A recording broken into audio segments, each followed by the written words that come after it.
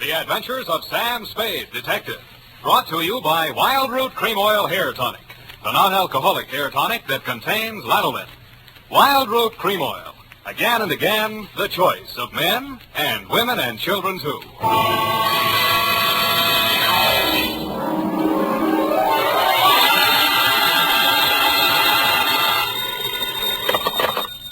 Sam Spade Detective Agency. Quote the Raven, nevermore. Yes. This is me. Is this Mr. Spade? Yes, but is this Miss Parade? Oh, yes, but Why are you eating your peanut butter sandwich at this time of night? why the allusion to Poe's Raven? Was your assignment among the literati? It certainly was. There was Rowena from Ivanhoe, a lost Lenore, a no-place Ralph, and a Horace from the Karloff with the same name. Oh, how distinguished. Have you got a cold, Eph? No. Well, then there was a carnivorous plant, a hideous meat-eating specimen of the botanical world, trying to take 2 fingers off me. Oh. Well, I've got 3 fingers all poured out for you here. Ah, pretty hip. I can see you intend to be terribly amusing tonight. But even so, I intend to come right down and dictate my report on the stocked watch caper while time stood still.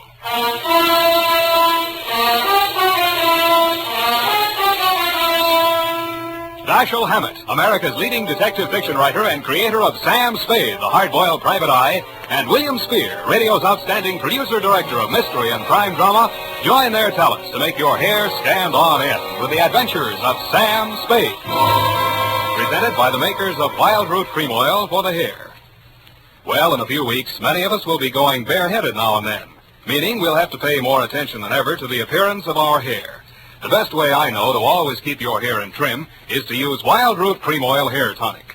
Wild Root Cream Oil grooms your hair neatly and naturally, removes loose dandruff, and relieves dryness, which may be even more prevalent when your hair is exposed directly to the wind and sun. So right away, get the 25-cent get-acquainted bottle of Wild Root Cream Oil Hair Tonic. Again and again, the choice of men and women and children, too. And now, with Howard Duff starring as Spade, Wild Root brings to the air the greatest private detective of them all, in the adventures of Sam Spade.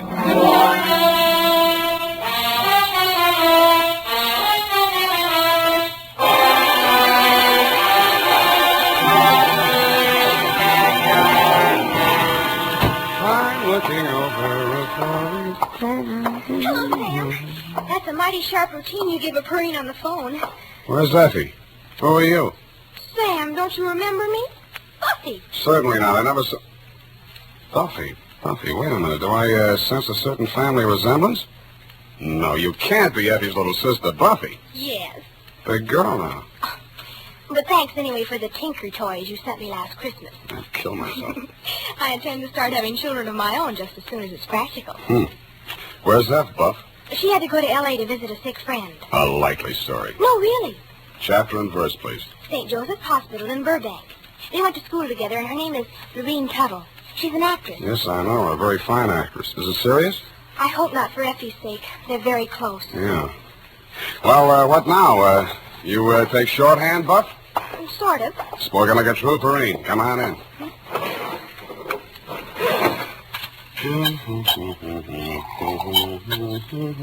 Oh, I hope it's good and gruesome. I take it back.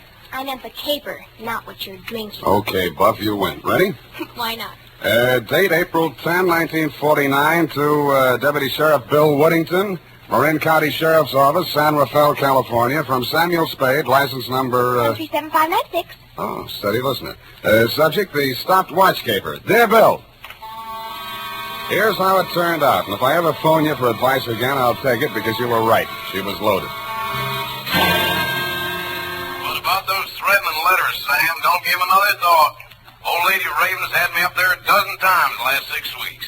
She got threatening letters, she got prowlers, but when I got there, she can't find the letters, and the way that house is tucked away in the woods, I don't think a prowler could find it. How do I find it, Bill? Huh? The Gray Line bus goes right by the gate. Mount Tama Valley Road, about 3 miles this side of Rock Spring. Oh, that sounds pretty rugged. You, say she's a crank. But she's got money, Sam. Oh, the poor old soul. And she got a niece. Oh? Yeah, over 23, but she's stacked. The old lady's loaded, the niece is stacked. Who else lives there? Well, there's a butler. Somebody flattened his head when he was young, and he wears bangs to call attention to it. Sort of shuffles around the house, You ought to see him out in the woods chasing them old ground squirrels. Quick as a deer hound. Yeah, and Never mind. You sold me. All these marvels I have got to see.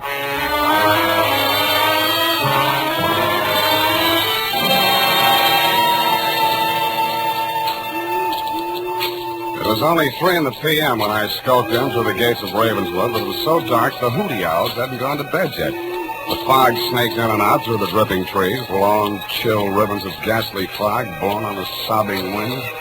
I mushed on into the deepening gloom of the forest primeval. After 10 minutes of that, I began to wonder if there was any house there. When I saw it, I still wondered. It looked more like a fungus growth.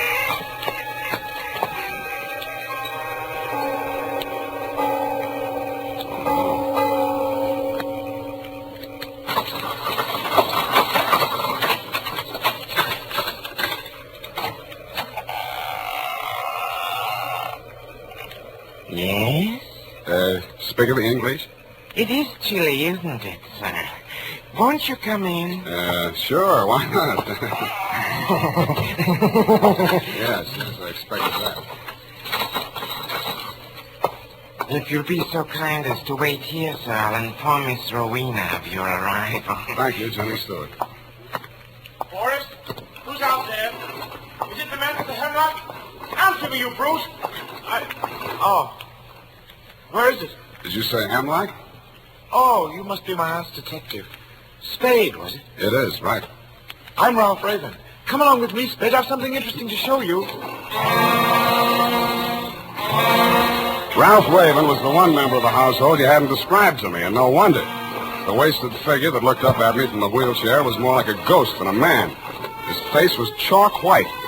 So white it seemed almost luminous, and the skin clung so close to his skull there seemed to be no flesh beneath it. And his wide, staring eyes looked like 2 cups of black coffee on a snow-white tablecloth. I followed him into a glass-enclosed room only slightly larger than the garden court at the plaza. The humidity was several points higher than the dripping woods, and the temperature was several degrees lower.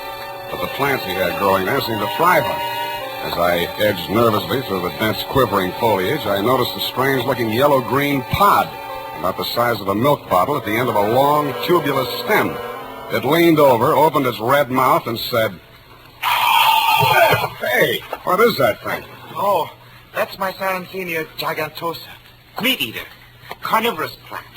Don't be frightened. I just fed it. Don't tell me. You know what it eats? Acts like it needs a dose of bicarb. No, perfectly healthy.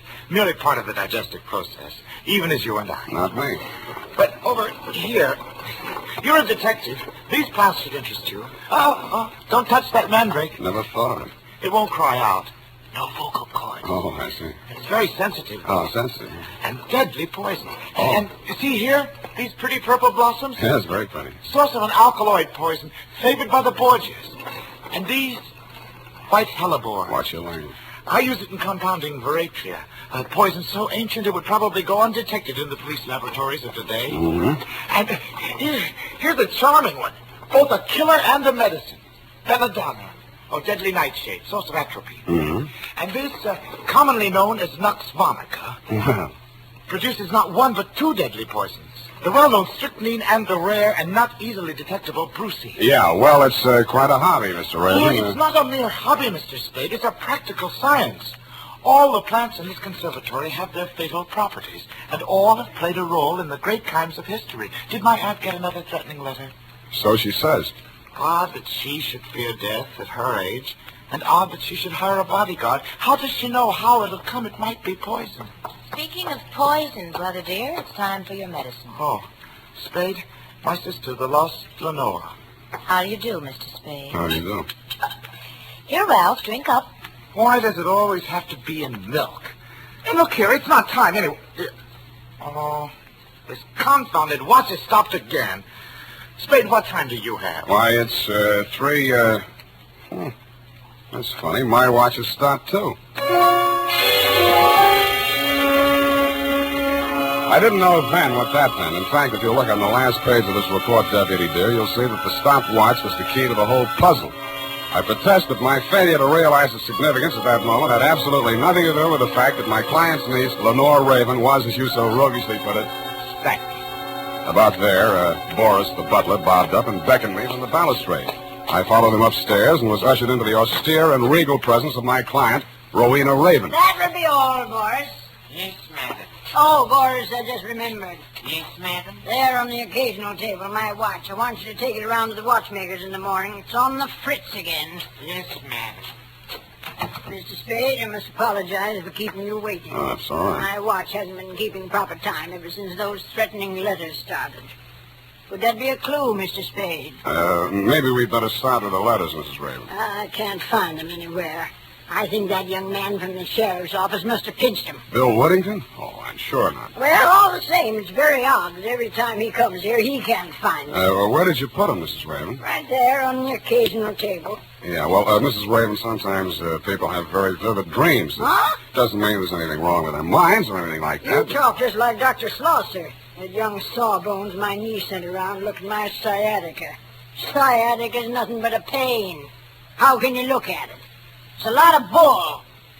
Yeah, what did the letters say, Mrs. Raven? That's why I wondered about my watch, Mr. Spade. The letters always contain some reference to time. Your time is running out. Beware when time moves slowly. Soon it may stop altogether. Mm-hmm. That sort of thing. You think there could be a connection? I mean, has there someone been tampering with my watch? The repairman doesn't know what's causing it to lose. Yeah, did he think it might have been tampered with? No. He thought it was something in the mountain. Magnetism or something. Well, that sounds logical. That's Now, a lot of hooey. I lived here 40 years and my watch never lost a minute. Something in the mountain, my eye. Something in this house, more like, or somebody. You ask me, he's not half so sick as he pretends to be. Your nephew? Uh-huh. What do you think? Well, I think he's a very sick man. No wonder.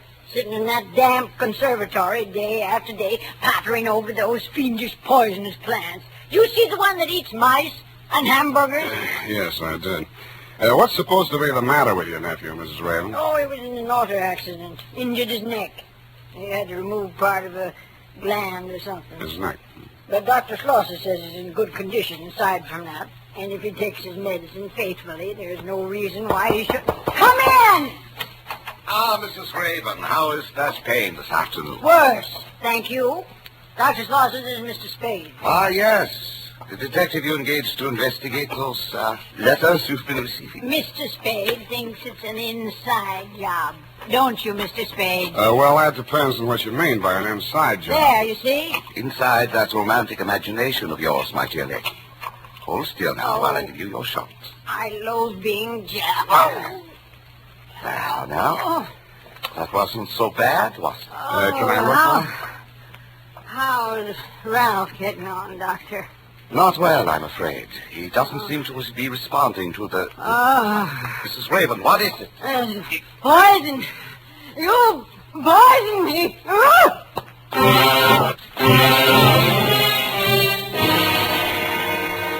The cry she uttered was only half as terrible as the expression on her pain-contorted face.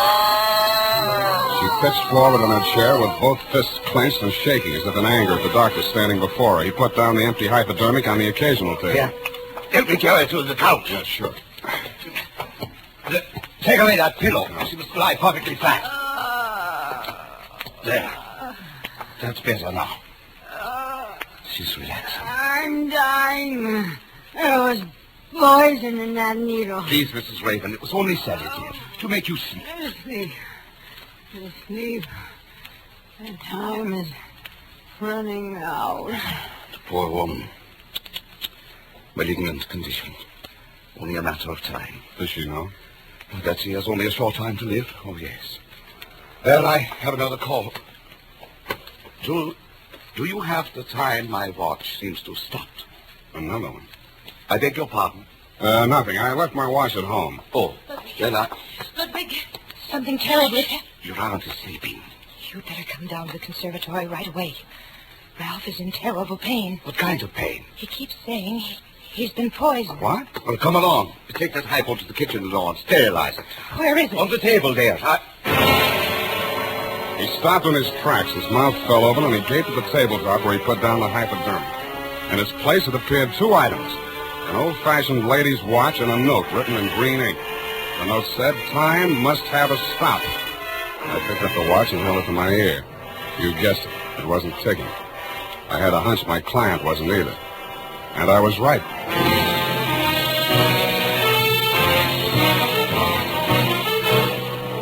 The makers of Wild Root Cream Oil are presenting the weekly Sunday adventure of Dashiell Hammett's famous private detective, Sam Spade.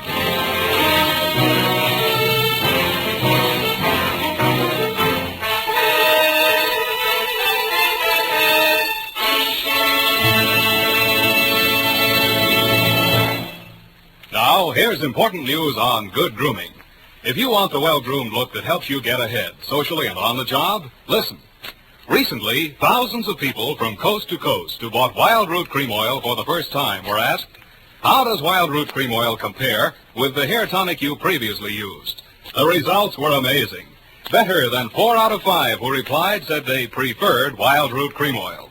Remember, non-alcoholic Wild Root Cream Oil contains lanolin. It grooms the hair naturally, relieves dryness, and removes loose, ugly dandruff. So if you want your hair to be more attractive than ever before, get the generous new 25-cent size of Wild Root Cream Oil, America's leading hair tonic, on sale at all drug and toilet goods counters. It's also available in larger economy bottles and the handy new tube. By the way, smart girls use Wild Root Cream Oil too, and mothers say it's grand for training children's hair. Get Wild Root Cream Oil. Again and again, the choice of men and women and children too.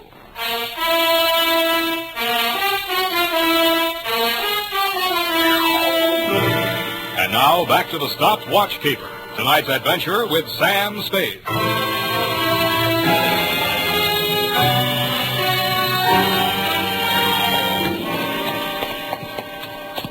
Ralph, where are you? Where did you leave him? Hey, wait. Over here. Oh, Spade. Keep them away from me. Ralph, I came as soon as I could. Tell me your symptoms. No. I phoned for another doctor. He's on his way now. Spade, my aunt. Take me to her. I must tell her. Tell her what? I'm afraid we have some bad news for you, Ralph. Your aunt is dead. Oh, so you poisoned her, too. Ralph, you're sick. You don't know what you're saying. She's been to every specialist in the country. They all said the same thing. They all said she was good for another 3 months. My dear boy, in these cases, any doctor's guess is as bad as the next. Oh. Please, Ralph, you're very sick. Please let Ludwig examine you. If it's what you think, the other doctor may be too late. Why not? Why should I fear death? That's better. Now let me see your eyes. So, open the mouth. So. What is it? What is it? He's right. It is poison. It is. You know, my dear. Yes? When you sterilized that needle for Ralph's shot this morning, did you pick up the wrong bottle? Of course not. Strange. Very strange. But don't worry, Ralph. There's a very simple antidote. Oh, thank heaven. You should, my dear. Indeed you should.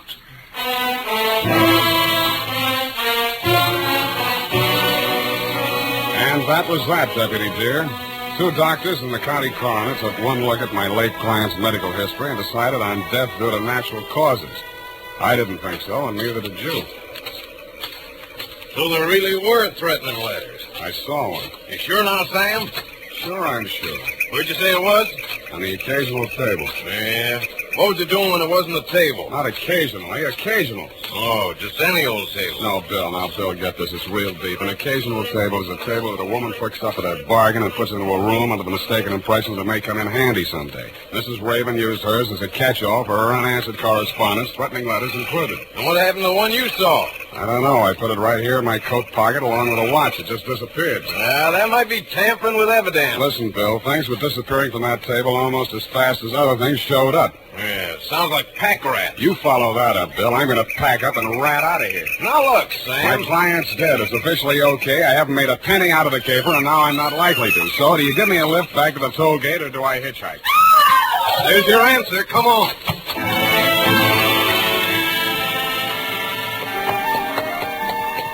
When we reached the second bedroom, whence the scream had come, we found the lost Lenore looking well found in something comfortable. She standing center stage, regarding herself with horror at a full-length mirror. She looks awful pale, Bill. You better get downstairs and get some ice water. She might faint. You think so? Yeah, hurry up. I'll stay here and keep up her circulation in case anything happens. Yeah, you're right. Beat it. Oh, it's you, Sam. I thought... You thought what? Look, I found these on my pillow. One watch, one threatening letter. Whose watch? Mine. I left it on the dressing table when I went in to cream my face. When I came out, somebody had slipped this under it. On the dressing table? No, under my pillow. You said on your pillow. I meant under. I mean on. I don't know what I mean. What are you trying to do to me? Just trying to get things straight. But the note. Look at it. It's exactly the same as the one he left in my aunt's room. Why do you say he? Oh, I don't know. Yes, I do. It's because I don't trust Ludwig. Dr. Schlosser. That figures he doesn't trust you either. When he pretended to think I might have picked up the wrong bottle. Oh, he was acting. Couldn't you see? You're not doing a bad job yourself. I'm not acting, not anymore. Listen to me. Listen, he's acted strangely ever since I foolishly said I'd marry him. I would myself. Oh, Sam, darling, don't joke. I don't mean like that. How did you meet him? He got me out of a jam once. The accident, when my brother was hurt. I went for a doctor, and he happened to be the nearest one. Well, I'd been drinking, and he took over, and he sent me home before the police arrived at the scene. Didn't Ralph know? He blanked out. He doesn't know to this day. But Ludwig never forgot. He forced me to recommend him to my aunt. He got into her good graces, practically moved into the house. Then he pretended to make love to me. Pretended? He didn't care about me till he found out about my aunt didn't have long to live. He knew half her money would come to me. Sam, do you think he poisoned my aunt? Officially, she died from natural causes. But you said she spoke about being poisoned. And Ralph, too. What's that medicine you give him in the note? I don't know. It's a prescription, just some drops that come in a metal container. Where do you keep those drops? Here. They're in my room. I have to hide them. They make Ralph feel so much better. He used to overdose when the doctor trusted him to dose himself. Let me see that medicine. It's just here in this cabinet. Here it is. It's Don't tell me. It's empty. There was a glass bottle inside the container. Small but heavy. Lead yet. Hey, what are you doing with that gadget? The thing with the dials and the speedometer? Well, that's something medical. I have to make a test on Ralph every day to see how he's getting along. You know what that actually is? Yes, I do. It detects anemia. Well, I wouldn't know about that, but a Geiger counter is generally used to detect something else. Well, what are you going to do with it? I'm going prospecting for that missing medicine. Ah, there you are. I've been looking everywhere for you. I'm afraid I have bad news for you, Lenore. Ralph? My diagnosis was correct. Pernicious anemia. Dead. What is that you are carrying, Mr. Spade? Oh, nothing special, Doctor. Just an old Geiger counter. Lenore, did you let him take it? He said he was going to use it to find Ralph's medicine. What happened to Ralph's medicine? I don't know. It's just gone. Mr. Spade, that machinery is my property. I must ask you to hand it over. No gun necessary, Doctor. Here, take it. Take your gun, too, sir. Lenore, carry the machine this way. Walk ahead of us. First, we try the conservatory. He was an amateur with a gun, but I didn't jump him for it because I'm an amateur with a Geiger. I did notice that the indicator on the dial got nervous the minute we walked into the conservatory. Ralph Raven's body was still in a wheelchair, no paler in death than in life. His sightless eyes were fixed on that obscene plant. The plant looked sick, too. It was drooping, and his red mouth was hanging open. As we walked past the wheelchair, the indicator on the dial of the Geiger counter moved forward and then slipped back again. Then it took a sudden big jump. Ah, so that was his hiding place. The maw of that disgusting carnivorous plant. Well, it's not pleasant, but there's only one way to get it. Don't move, either one of you. My eye is on you. Yes. Yes, it's here. At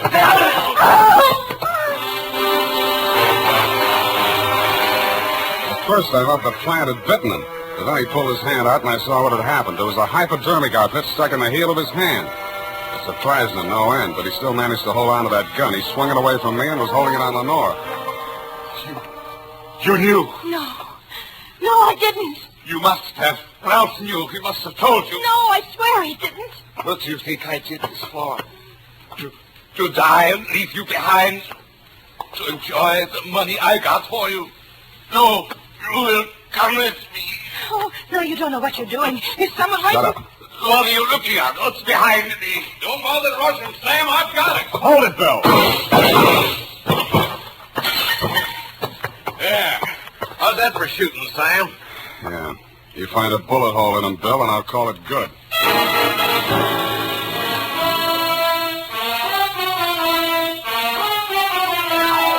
And that, Deputy dear, is the crop. And it's all carnivorous. In case you're still wondering what dropped him when your shots missed, it was the poison in that hypodermic needle which Ralph had planted there for that very purpose and then baited the trap of the all-important missing medicine. Later on, I learned that what the doctor had been feeding him was the right medicine for what ailed him, an isotope of iodine. It seems it's radioactive like uranium, but if you take too much of it, you die. Not of poisoning, but of pernicious anemia, which is how the doctor planned for Ralph to die. It also magnetizes watches so they don't keep the right time. And if they're cheap ones, like mine, they may stop altogether. Period, and a report. Got all that, Buffy? I got it, Sam, but I don't get it. Buffy, people have studied all their lives to learn about atomic stuff like isotopes, and you expect me to teach you everything in one easy lesson. Oh, no, Sam, I know about that. But who killed who? Whom, dear? The doctor killed everyone, but Ralph loaded the needle. Then they were accomplices? No, Buff, get this. It's real shallow. Ralph knew there was no way in the world to prove that the doctor was killing him and hastening his aunt's demise, so he saw to it that she got a dose of detectable poison and did himself the same favor. Now, like a good girl, go type that up,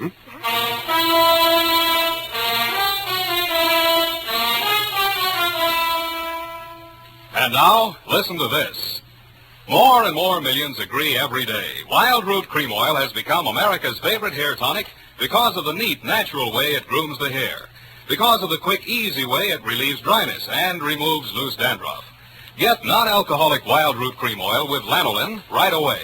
And ask your barber for a professional application of Wild Root Cream Oil Hair Tonic. Again and again, the choice of men and women and children, too.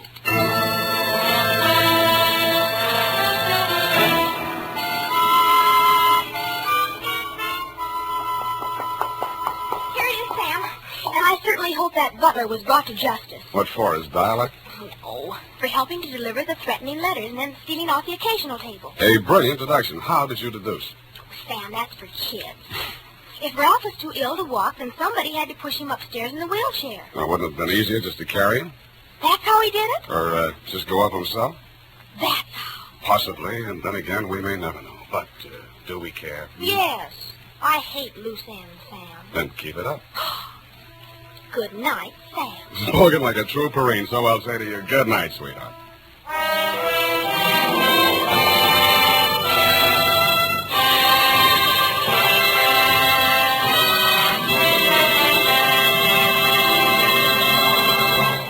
The Adventures of Sam Spade, Dashiell Hammett's famous private detective, are produced and directed by William Spear.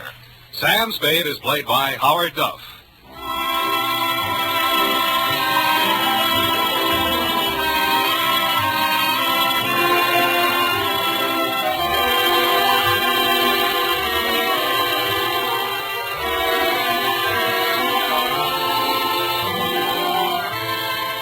The Adventures of Sam Spade are written for radio by Bob Tallman and Gil Dowd.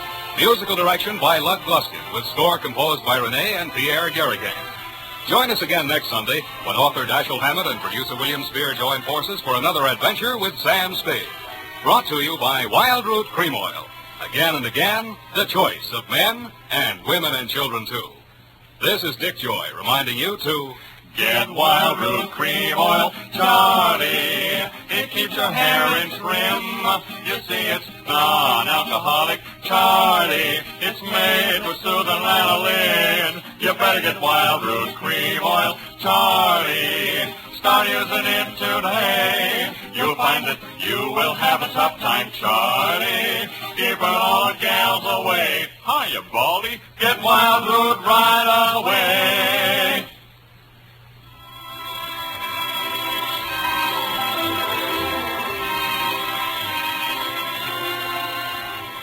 This is CBS, the Columbia Broadcasting System.